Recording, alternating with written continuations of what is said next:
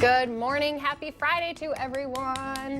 Woo-wee, TGIF. TGIF indeed. Thank you for joining us on North Dakota today. I'm Kristi Larson. Chris Berg here. I'm almost ready to sing some Rebecca Black, but I thought, you know what? Oh, I think we can pull it out. It's Friday, Friday, something about Friday. We love Fridays. That's about all that I know. All right, coming up on today's show, preparing for severe weather emergencies. This is going to come in handy too, because I know the forecast for this weekend is not looking too sunny. There's going to be some storms coming through the valley, which we'll hear from Lisa in just a little bit. So definitely take some notes and take some advice from them. Plus, we're going to be doing some Japanese spicy crab salad with, what is Lisa Green's favorite food? Avocado. Wow. And we're also going to do a garage organization at the lake, hopefully save you some time. So when you come, you don't have to spend all your time, where's our floaties? Where's our life jackets?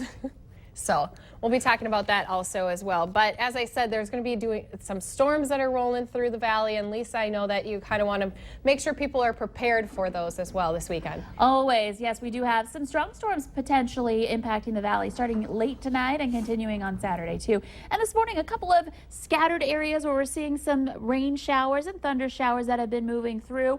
Those are kind of weakening a little bit, at least the ones moving right along the Red River here. There are some others that are trying to get going to the southwest. Northern Valley, you're enjoying just some plain sunshine, a little break before your chances for storms coming up. But in Wilkin County, one little storm moving over the Doran area, south and east of Wahpeton Breckenridge, and then a little cell to the northern part of the county too. But these have been, again, weakening, not seeing any lightning associated with those at the moment. There are a couple of showers around Ellendale moving eastward, and that's moving right along that Highway 1 corridor over toward Highway 11 rather, and moving over toward Highway 1. And then back to the west, we're looking at some scattered light rain showers that have a couple of lightning bolts embedded in them too, and those are moving from west to east. So today we're seeing a few more clouds in the south along with those rain chances, and throughout the day off and on isolated areas of rain, but there'll be some sunshine mixed in there and some heat too. We're at 70 in Jamestown, 71 in Badette, 70 in Fargo, and 69 degrees in Grand Forks. So here's a look at your hour-by-hour planner today. By noon, most of this activity kind of working its way eastward into Lakes Country, just a couple of areas where we're seeing some rain and showers. And by the afternoon, temperatures really starting to climb into the 80s. We'll see some mid to upper 80s in the southwest. Up in the northeast, more around 80 degrees with some passing clouds. And again, can't rule out a passing shower or thunder shower in one or two locations. Now, late tonight, things start to change. We see a couple of showers up there around Devil's Lake and Langdon, but it's farther west where we have our next round of severe weather that's going to kind of impact the Northern Valley again. They keep getting hit hard by these storms. We'll show you how this will play out. So late tonight, while you're trying to sleep past the midnight time frame, we'll see some of these move through. The latest model run, here's the good news, has the most intense part of these storms north of the border. However, we could still see this have a little bit of a southerly track. This is just one model run. Other models are indicating it may be a little farther south. So don't let this fool you into thinking you're going to be just fine if you live on a Highway 2 or south from there necessarily. But the focus is for the north. By 5 a.m. still going on in the Roseau County area, at least according again to this particular model run. And then those quickly sweep on out. We get a break in the morning. So Saturday morning, starting off your day pretty decently. In fact, look how warm it is at 9 a.m. Upper 70s to near 80. That's so toasty. And looking ahead through the rest of the day, we'll see that cold front swing through. And with that, some more storms fire. I'm just going to go back in a little bit here in this forecast to show you where we're going to expect to see some storms firing along the front. So this is around the noon hour here. If the front is a little bit faster, they'll fire more into central parts of Minnesota. If it's slower, we'll see it closer to the Red River here. So that's going to be the big factor. And we could see some strong to severe storms with these once again, with concerns for tornadoes with that line that does develop. So that may just miss us. But if you know somebody heading out to central and eastern parts of Minnesota this weekend, give them a heads up. Tonight, though, slight risk in the Northern Valley. That's the greatest threat up in the Northern Valley overnight and into the early part of the day tomorrow. Again, Saturday, more severe storms possible, especially east. Sunday, at least it looks like now we get one day where things will be on the quieter side, 78 degrees your high, and then we hold on to some milder weather and drier weather to start next week. So again, like you said, Kristi, a couple of chances for storms, want to make sure you're weather aware through the weekend. And it's a good idea, too, as you mentioned, to keep your eye on whether it's the weather app or online or on TV or whatever, because they do always change. And we've seen that so many times. Yes, with thunderstorms, before they develop, it's hard to pinpoint where exactly they're going to be. Once they develop, we can get a good idea of timing. But until that happens, it is difficult. So it's good to just stick around or stick with the forecast. Keep following what we are posting online. And, of course, we'll have the latest updates for you tonight during the evening shows as well. Thank you, Lisa. You bet. And don't forget, too, that some people are hoping for warm weather. That's why you get to pick your home game. We're giving away tickets next month, I guess. Another month. Every Thursday, 5 lucky winners have been winning 2 vouchers to their home game choice of a Red Hawks game. So go and get yourself registered, ndtoday.tv. Click on our contest tab to do so. And you showed me a picture of a kid who got hit by a foul ball. Poor guy, his mouth was like all swollen. Oh my gosh. Poor thing. I've seen though, that's why they have a lot of people when you're in Nemzik, they have the people standing, the ushers up front, and then as soon as a fly ball or a foul ball comes, if it hits someone, they come running down with ice packs and make sure. Oh, really? Yeah, they're on top of it because it does happen, every now and then again. Josh, so. Can I get a close-up on this? Oh my goodness. So this poor guy. dude apparently was on the third baseline last night and got hit. Poor kid. By a foul ball, and I'm gonna see if I can get the glare out of there. And you can't see it too great, but oh my gosh, his poor mouth is all. He got hit bad. Apparently some stitches, and it was just a huge line drive. Just went. Poor dude. So if you go to the games, enjoy. Again, you got Dollar Dog Mondays. Ooh, dollar hot dogs on Mondays. Friday fireworks. And Sticky's Garage is there. And guess who else is there?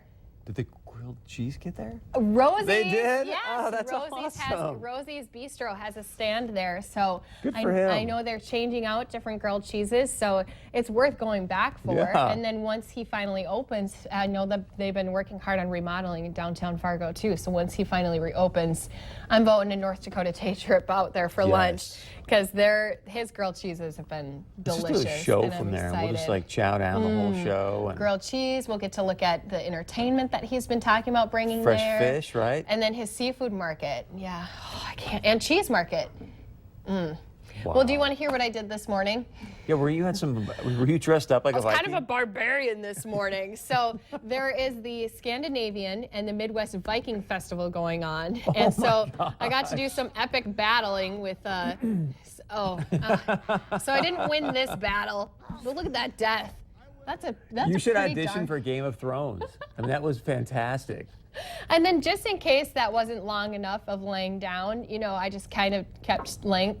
When your heart still kind of all of a sudden your heartbeat. And then guess what they actually let me do? So this is you get on a horse and joust? They are going to have some Icelandic horses. I didn't do any horse jousting, but that is an axe, or back in the olden days, the term was Francesca. Are you throwing it at him? So that is a real person. His name is, I think it was Derek. Whoa! Yeah! I believe his name was Derek. Larson. Thank you. Watch out for Kristi Larson because she knows how to throw an axe at you. So there's all these reenactments that are happening out here at the Yum Center. It all opens up at 10 a.m. So right after our show finishes, you can go on over there. There's me. That's how I would run into battle and run back out.